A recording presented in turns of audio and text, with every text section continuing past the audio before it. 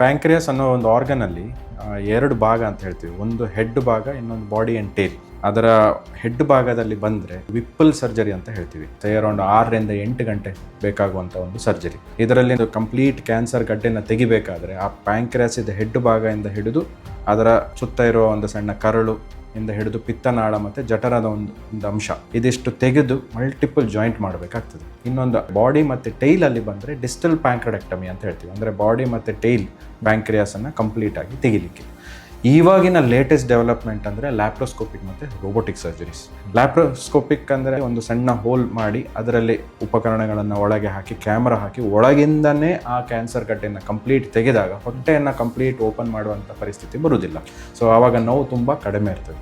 ಅದರಲ್ಲೇ ಇನ್ನೂ next level advancement robotic surgery ಮಾಡೋದು ನಾವೇ, ಬಟ್ ರೋಬೋಟಿಕ್ ಇನ್ಸ್ಟ್ರೂಮೆಂಟ್ ಅದನ್ನು ಯೂಸ್ ಮಾಡಿದಾಗ ಅದಕ್ಕೆ ರೋಬೋಟಿಕ್ ಸರ್ಜರಿ ಅಂತ ಹೇಳ್ತೀವಿ. ಲಾಸ್ಟ್ 10 ವರ್ಷದಲ್ಲಿ ತುಂಬ ಲೇಟೆಸ್ಟ್ ಡೆವಲಪ್ಮೆಂಟ್ ಇದರಲ್ಲಿ ಬಂದಿರುವಂಥದ್ದು ಆದರೆ ರೋಬೋಟಿಕ್ ಸರ್ಜರಿ.